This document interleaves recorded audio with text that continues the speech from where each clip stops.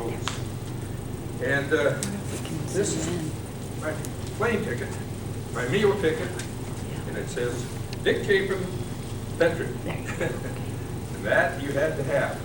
Otherwise, you wouldn't get past the gates. And it was very, very interesting. I could talk about that a long time, but I don't want to. I have other things to talk about. And one of the first things to talk about is the fact that you need to know some facts, I think, about Pearl Harbor. I used to teach these, but I haven't taught for so many years. I've been retired 28 years, so I haven't taught it for more than that, because she heard not all these. I've added since then. I found out things I didn't even know myself. And one of them is that Pearl Harbor is located on the south side of Hawaiian Island, Oahu. So on the south side of this big island, when you see on TV, when you see pictures of Hawaii, they about always show you the beach there. And that's the island of Oahu. And on the south side of that is Pearl Harbor. Now that's interesting, because when the Japanese came over here from Pearl Harbor, they went up north of Oahu, Hawaiian Islands, 276 miles northwest. That's right toward Alaska. You got your geography in your head. And it, from Fort Wayne to Indianapolis is 120 miles. So they were farther away than the distance from Fort Wayne to Indianapolis and back. They were quite a ways up there. And they were not detected. We did not know they were up there before this happened. Well, let's see. Pearl Harbor was the home of all ships. I'll tell you about that in a little bit. But they were the home of all ships in the Pacific Ocean. They went in there for their fuel, for their food, and things like that. That's where they went. And it was very, very interesting to me, a lot of these facts. Some of them I didn't know. And at Pearl Harbor, the Japanese fleet came in, went up to that spot in the ocean, and stayed up there with, they came in with 6 aircraft carriers, big ships, and they came in with 2 battleships, plus cruisers, destroyers, and a support ship. Now, a support ship in the Navy is very simple. They bring the food to the ships so the guys can eat. Even if there are aircraft over by Japan, you still have support ships any place you go out there, all the time. Very interesting. Now, let's see. I got some more facts here I want to give you. First of all, the attack was on Sunday at 7:55 in the morning. The Japanese airplanes come in. There was 183 aircraft in the first wave that came in to bomb Pearl Harbor. 183 of them. And there was, let's see, I don't read very well. I have to close one eye. When you get about 89 years old, you can't keep both eyes open. If you want to read, you got to close an eye so you can read. So I can't read very fast. That's the reason I quit doing jigsaw puzzles. I can't read, can't find them anymore. So the second attack came in had 186 airplanes come in. That's a lot of airplanes coming in. It's a wonder they didn't run into each other too. They were first of all to attack the battleships and the aircraft carriers. Second, they were to attack the cruisers and the destroyers. Now, a cruiser is named after cities, like the Pittsburgh. That was the name of a cruiser. Battleships are named after the state, like the West Virginia, and I was on that ship. And the cruisers, I don't know what they name those, or the destroyers, I think after people. A lot of them are after people. But at any rate, that's who they were to attack first. And second, they were to attack, or third, they were to attack the ground crew. I guess second, they were to attack the battleships. No, second, the cruisers and destroyers. Then they were to attack the ground. Now, there's two things they were supposed to attack on the ground. They took out all the planes that was outside of the airport hangar, took those out, machine gunned them, blew them up, and then they started working on the place, airport building. And they had a lot of planes in there too, and they blew those up. So there was no airplanes could get in the air to fight them back. That's why they were supposed to have been so dangerous. Now, the Japanese sunk 18 ships out of the 96 that were at Pearl Harbor. 18. My ship was one of them, battleship. But now listen to this. Only 11 of them were not damaged enough. They were towed back to the United States, reinactivated, got ready to go back to war. And when Battleship West Virginia came back to Pearl Harbor, that's when I got on. Okay, now the battleships that were sunk were the Arizona, which is still down there, and it still has all 900 men on it. They're still down there. So if you ever go to Hawaii, be sure to go out on the Arizona and read all about it. They'll tell you all the details. There were, they destroyed 164 airplanes. They destroyed, let's see, I didn't all the battleships. They sunk the Arizona, which is still down there. They sunk the California and the West Virginia, the Nevada. Those are called the old battleships. Now, the one where the armistice was signed was the Missouri. That's a new battleship, all brand new. And these are the old battleships we've had since the First World War, most of them. And let's see. There's still, the United States declared war the next day on Japan. That would have been December 8th. And so that was, yeah, that's my experience, knowledge of Pearl Harbor. The next thing I'll talk about is I was a freshman in high school. You guys aren't freshmen yet, are you? Any of them? Sixth grade. We're all sixth graders. Sixth graders, okay. I was a freshman in high school. And I was listening to the Jack Penny program one night on December 7th. And they interrupted it, and they never interrupted Jack Penny. He was so popular, they wouldn't interrupt. But they did that night, and they said, the Japanese have attacked Pearl Harbor. So I'm scratching my head. My mom and dad was in playing pinochle with their friends after we had our usual cake and peaches for Sunday nights. That's all we used to have. and today we do more than that. I think we eat more than that. I bet. I do too today. But at any rate, I went into my dad and I said, Dad, where's Pearl Harbor? That's a young freshman heart, so you got something to look forward to. But you won't have to ask that now, I'm telling you. It's out there in the Pacific. And that's the, he said, that's the base, all our ships in the Pacific. It's home base. And I kind of thought, what's that mean? He said, that means, son, you're going to war. Well, that didn't mean anything to me at the time at all. I didn't think about that. And so he was right. Because the next thing I want to tell you about was we were drafted. Every man was drafted when he was 18 years old. They took him right out of high school. You like that, probably. But at any rate, they take him right out of high school. I knew on February 9th was my birthday. And I had to enlist in the Navy, if I wanted in the Navy, on February 8th, which I did. I enlisted in the Navy. And I went out to high school and I told the principal, I said, hey, I'm going to get drafted. I know because my numbers are low. If you have low numbers, you get drafted pretty quick. So I joined the Navy that day. And he said, okay, we'll give you your second semester grades because we don't want you older guys coming back to this high school. these are high school kids, and you guys have been in the war, and we don't want you coming back.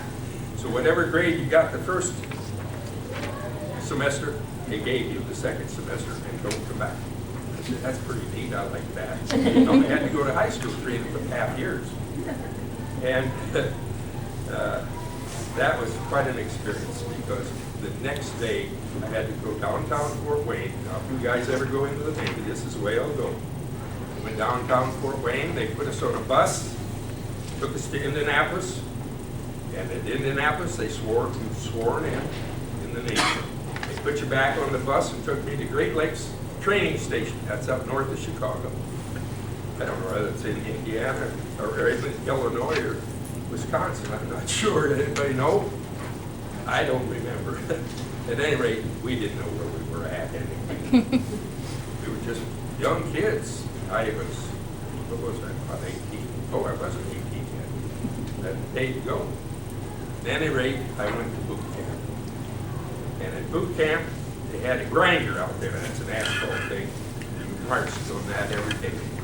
March, take orders. That's one thing they'll teach you in all service. Take orders. If you don't, you will wish you did, because they're kind of rough. At any rate, I finished boot camp, and they said, you qualify. I took a test, and they said, but see, I had in high school, I had all the math I could get in high school, and physics and chemistry. Now, if you want to do anything in this world, you've got to take those kind of courses. If you have any hopes of ever having your own business or anything else, you've got to take courses like that. And I was glad I did, because I qualified for electrician school. Well, after electrician school, I think it must have been in March sometime, I don't remember. See, you forget things a little bit. And so we were put on cattle trains. Now, you know what a cattle train is. They stink, that's first. The second place, a cattle train, there's no beds. There's some benches in there for us, and we went all the way across to San Francisco on cattle. And it was March, so you know some of the days it was pretty cold. But we had those big, heavy pea coats. You know what a pea coat is? Big, heavy blue coat of the Navy. And they're very warm. Excuse me, I gotta have a little bit of drink. I don't fall down. Ooh, excuse me. No, yep, I did. Wait, no, I didn't. I think this is my strength.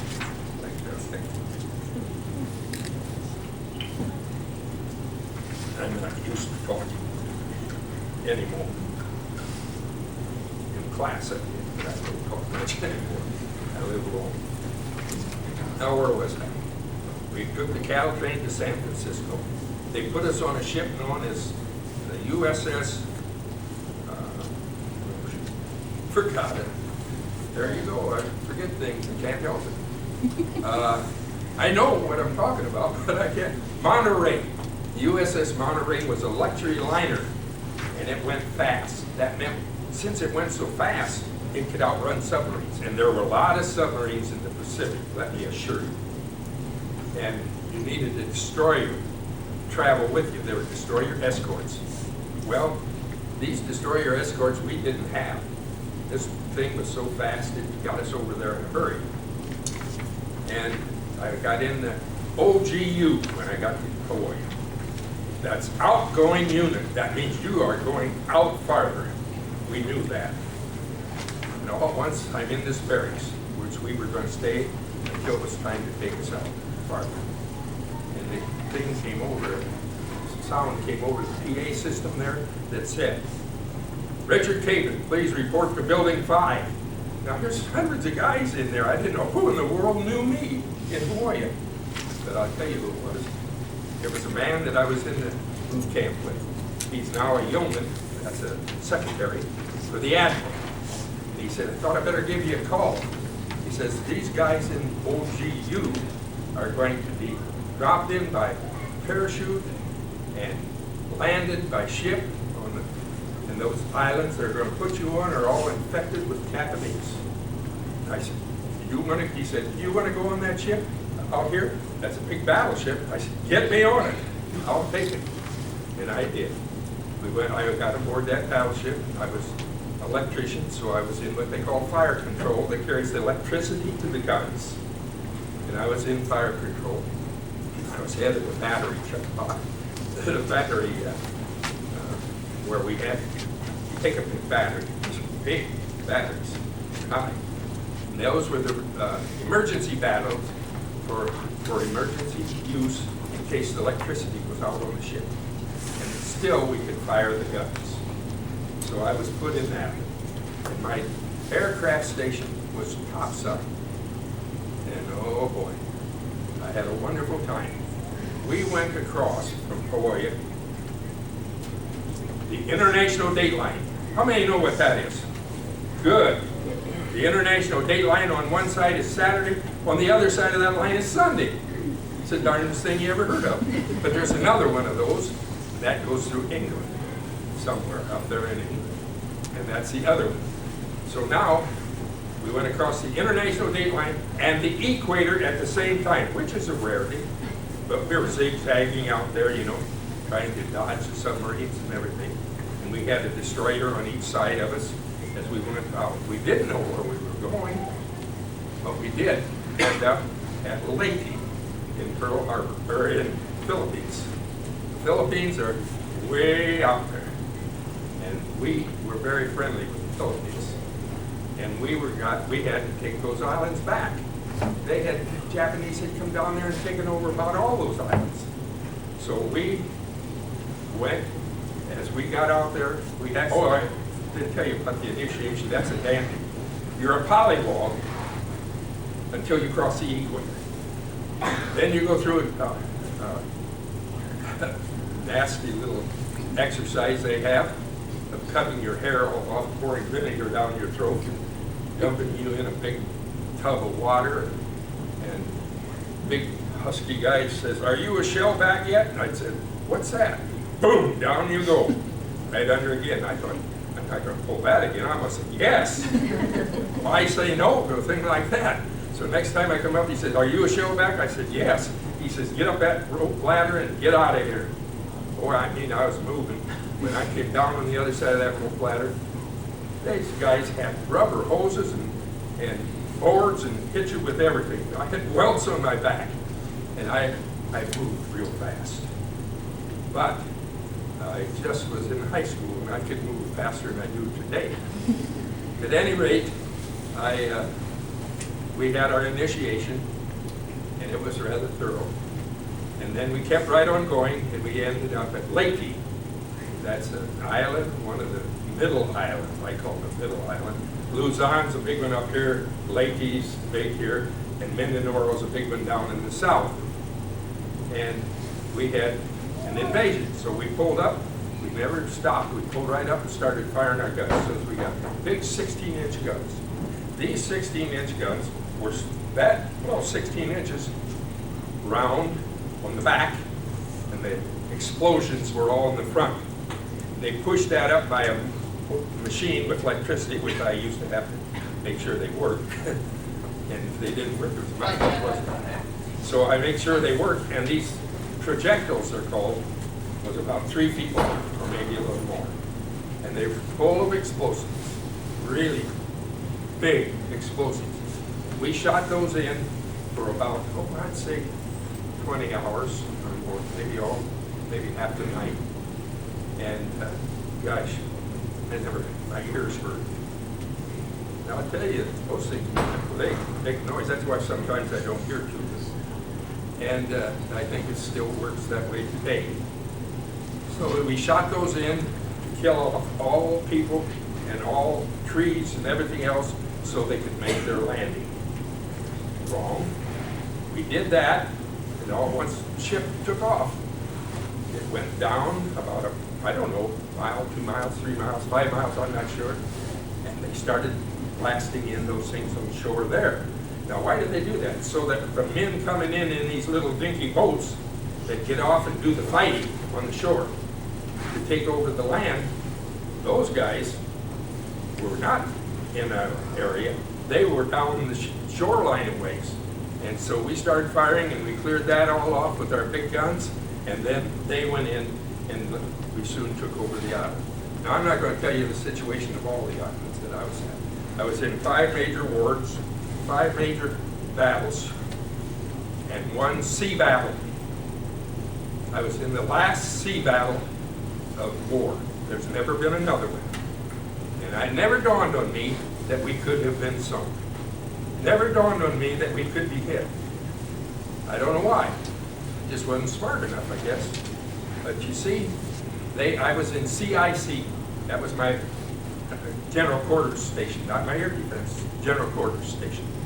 And in CIC is all the admirals, captain of the ship, everybody's in there directing things. Now, we had a good radar system in this country. It was excellent. Am I done yet? Oh, I told you to stand up when it's time. I don't think. And I'm going to Oh, no, you still got time. You All right. keep talking. Well, I see nobody's going to sleep. I was going to sing to them, but they didn't. You don't want to hear me sing. People sit in front of me at church, they get up and leave. Yeah, that's terrible. At any rate, we fought the battle and the invasion of Lakey. From there, we went down to the southernmost island, Mindanao. Well, we did the same thing there, but our ship run in aground and bent the screws. Now, you know what a propeller blade is, or a boat. Well, ours is as high as this room on one side. Huge propeller blades.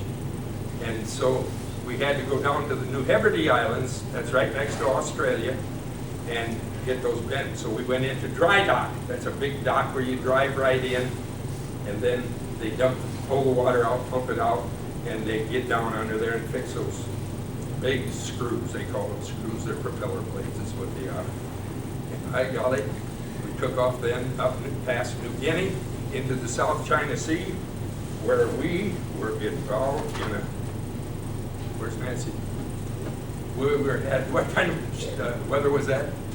Typhoon? Typhoon, yeah. I get it mixed up. A typhoon.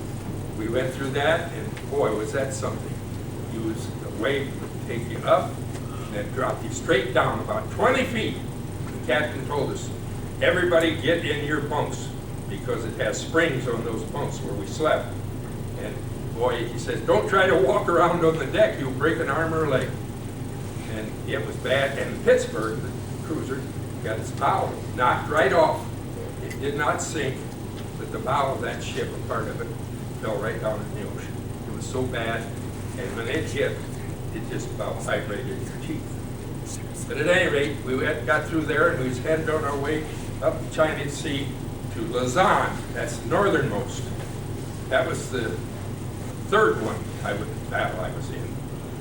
After that, which we soon had it secured, we went to Iwo Jima. There's kind of interesting thing at Iwo Jima.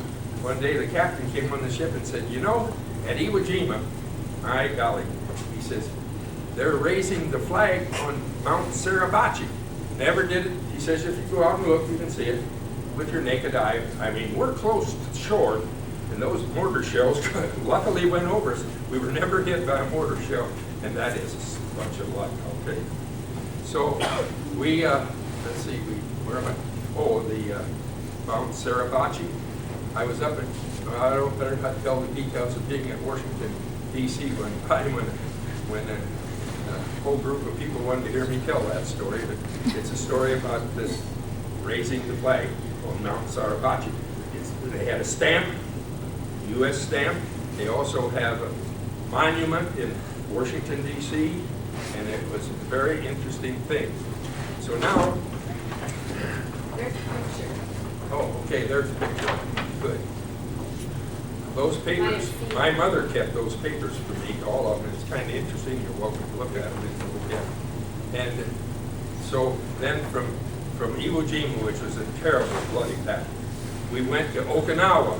That was closer to Japan. Man, we're getting close now. We didn't know it, but they dropped 2 atomic bombs on Japan, and Japanese then surrendered. Well, that meant the war was over.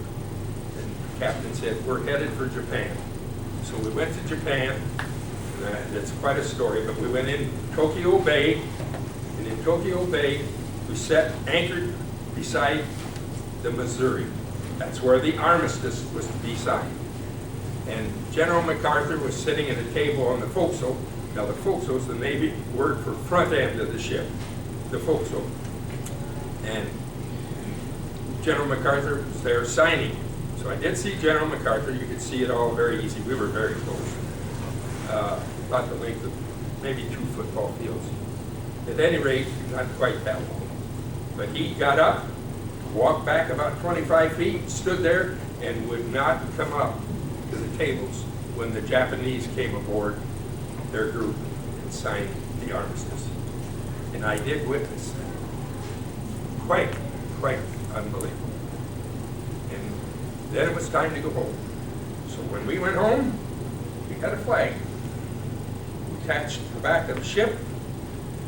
That flag, there's 2 feet of flag for every officer on our ship. When you go home, when you're on the other side of the international date line for over a year, you get a flag flowing back behind the ship as you pull out of the harbor. 1 foot for every enlisted man, that's me. I wrote the names of all the places. These are all the islands we were at in the Pacific. That's a bundle. We were at all of those. I don't even remember them, but I wrote them down. At any rate, that was quite a thing. They held it up, and it was stretched out behind the ship about a mile. And I'm not kidding.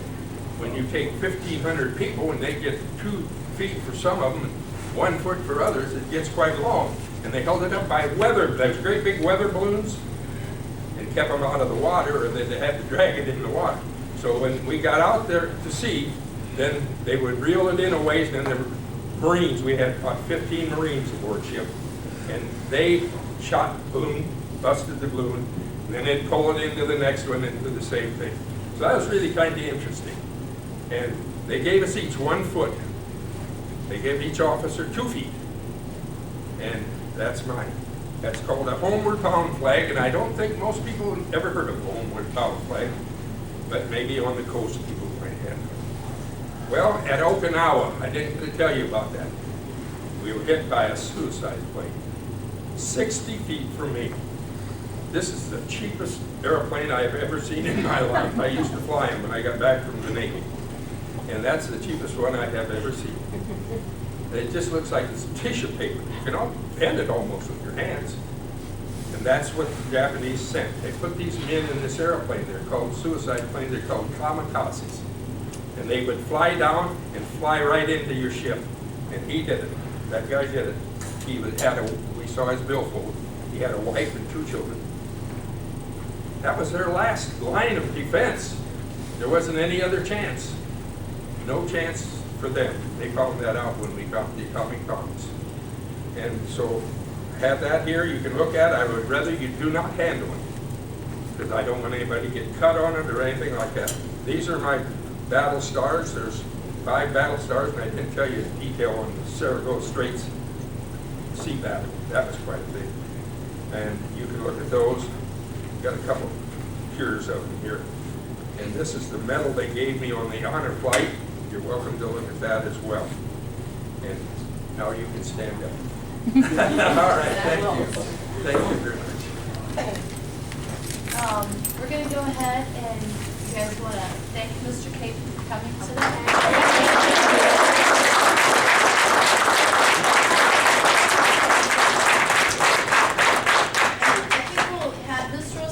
Right here, you guys can walk along right here, then we'll go along here, and we'll just keep There's going. more memorabilia. Yeah, and you can walk along here.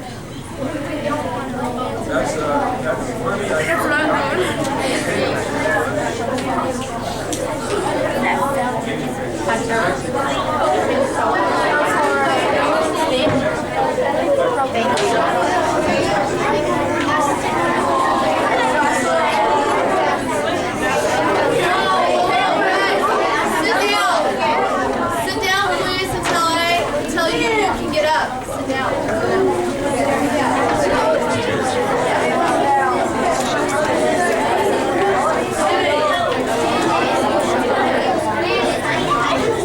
They're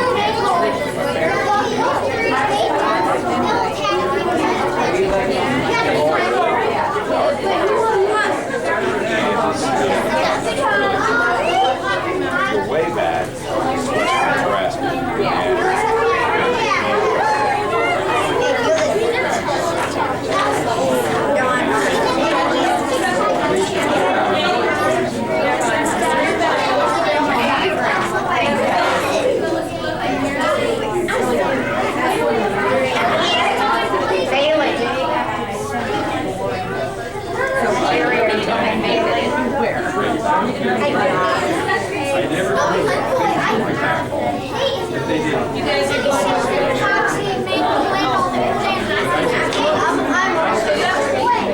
it's the only way to get Foxy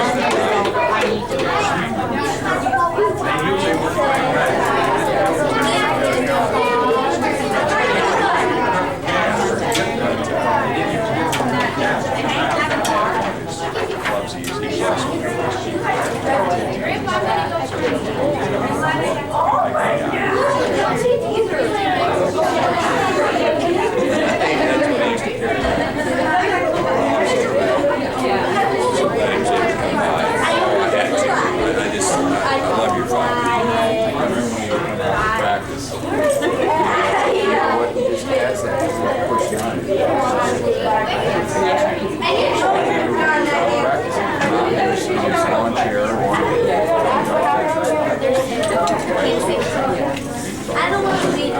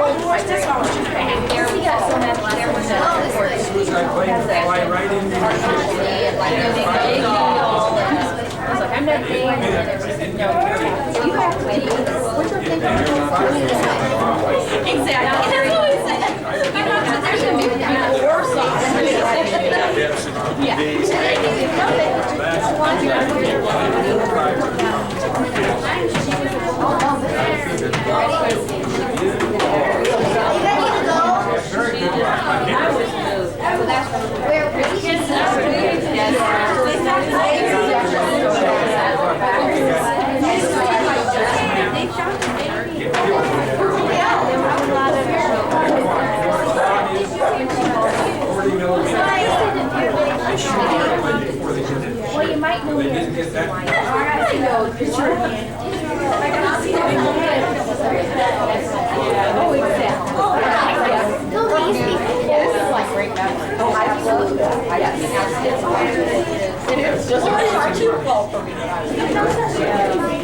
it reminds her.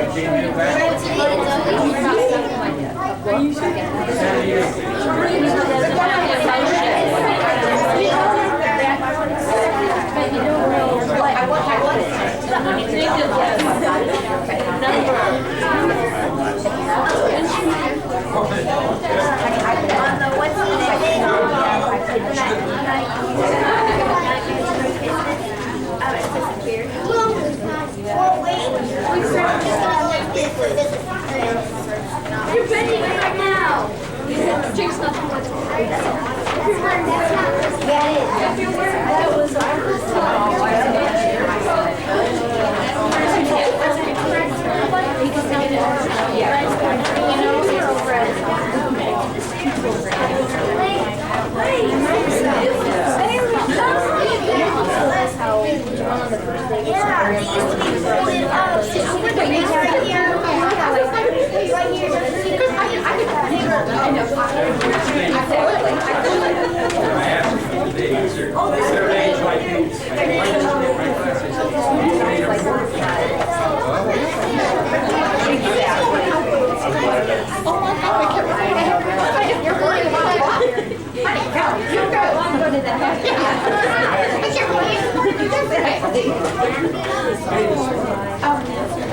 I think it's 85. Listen to other kids tell you that's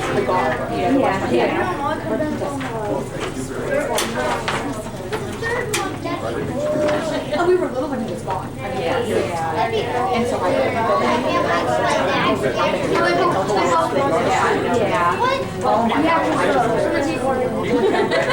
we're just not your dad, grandpa. About 10 or 15 years ago, Kim left and asked me, and that was the first time my daddy was told us anything about it. We didn't know That's in anything. the, Yeah, and so Legion, Kim last takes him Legion and magazine. goes, yeah, he was gonna put it over. See, I never looked at Okay. But if I use that, I would have Matt, I would have used the PowerPoint and show Matt. You should have put that up.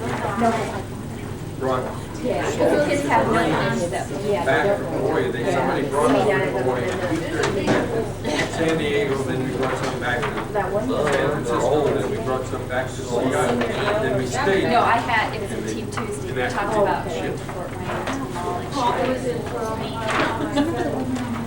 Fort yeah. Oh, no, Yes. you were probably in school. I remember that.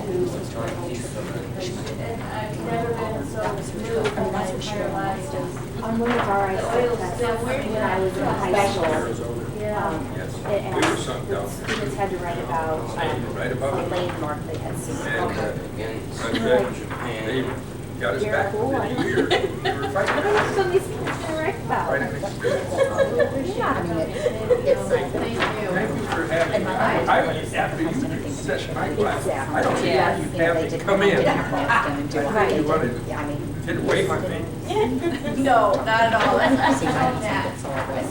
Disappearing for lunch, but you have type of things that exactly. Yeah, and our Yes. house, what Christ thing with him is the same way. Oh, yeah. Yeah, it's his dad's. Yeah. And so, I get it. My dad would be hard on teachers. I mean, they both had Once in a while. There's a reason for We it. only got 1 or 2 years of power. Don't do it if there isn't a reason. That's right. You lived it. I mean, That's okay. they were conservative. Yeah. We didn't I- have all of those things. gotta have everything. Yes. And our kids didn't, and their kids, I mean, When I first you started. pass it on, yes. I have to go to a meeting. Well, and everybody that I had. Thanks for coming. Yeah, that's okay, thank you. It was so nice to meet you. You're I welcome. I Thank you for it was listening. One honor to hear you today. I had good news. My peppermint tea that I drink in my cafe. Oh, good. Thank you, Chrissy. Bye. Bye, Chrissy. Bye for your phone. I love those. I love hearing about it. What was Nancy I knows wish I all about could've it. She gone took me with down you. there. Oh, see, I She would've ate made breakfast fun. with us. They take us down there. They feed us at the airport. There's nothing costs a penny from the time you get there to the time you come home. It's unbelievable. Somebody, it's sometimes groups, sometimes it's individuals, it sponsor you. Right, no, because I've listened to them and they raise money for it. Oh, yes, they do. The guy just Like even recently at Chick-fil-A. donated $60,000. Yeah, no, they did. Chick-fil-A had. That was thing the that cost of the so much airport. of You the- get right back. Right, went to that. Yeah, but no, what an honor that you got to go. I just, I was. I would have paid to I be didn't with you want to because I go. can hear these stories all day long. You didn't know it, but I didn't. No, but know. Christy just told me that, but oh my gosh, didn't you have fun that day? Oh, wonderful.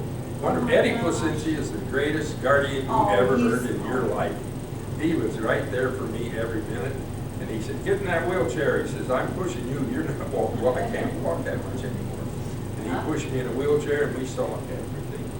And that was quite a thing. We never did go over there. He said, you want to go over to the European Theater, which is to the right when you walk in? I said, no, I went to the Pacific. That'll be good. Right, right. You No, I didn't go don't to really- Vietnam either. because- No, oh, Eddie, because Eddie. No, but that's Eddie was awesome. in I know. Vietnam. Eddie was shot Because 3 he's told us times. those stories. Yeah. 6 times. He was shot 6 times in 3 days, that's what it was. And he was my guardian, and man, I tell you, boy, and I don't have time to tell him everything, but I didn't tell him about seeing this congressman from our area. That's Stutzman, yeah.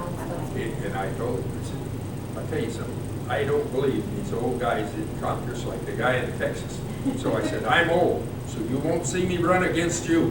And I thought he'd break his, Marlon's just, I thought he'd I break love himself that. off. That's awesome. That's awesome. Oh, no, it's an honor meeting. See, when today. you're my It's an age, you honor. just say what you please. No, we were laughing back there. You're saying, I can't remember, and we're all back there going, I can't remember what I had for breakfast this morning, and you're remembering things that I couldn't even remember if I tried. No, it was an honor to meet you today, truly, you did a wonderful job. Did I? And the kids were so respectful. Oh, they were They respectful. were very That proud was of like them. A double plus. Yeah, no, they did a good job, no, thank you so much, thanks for, good to see you, Yeah, Nancy. nice to see you. Thanks for inviting. It is great. I'm sorry, I've got to ask, when you brought Nancy down for the honor flight, did you tell her she was in January? I wish I could have. Like you used to tell us all the I time? know. Yes. No. Yes. I Yeah. always been like that. Yeah, I didn't know that they would even be interested, but they were. Well, guess what? Kirsty gets it from you too. Kirsty's wondering. Is she? Oh, yes, she Why, is. how did you get it from me? Oh, yeah. Oh, my granddaughter? Yeah. Kirsty Oh, well, does. yeah, I know, she Well, is. she got double dose because she got it from Betty too. Yeah. No, and Denny was always good. Yeah. You know, we used to tease those girls all the time. And Christy, she would always say to Angie, "You're ugly." And my wife just hated that. She got so mad at Christy, she really did. She didn't like to hear that. Calling Angie. Yeah, but you don't know what Angie said to Christy. Yeah. That's true. Yeah. You know what Angie Unhealthy dancing. What was it like? Oh, I know. You're thrilled that you I- informed us. I thought it all went Facts. great, Nancy. Thank you for. I said the only thing I They wish would is never know that anything. ma'am, big ma'am. God, this is still. Never know anything I about, wish we'd have put a big Overbound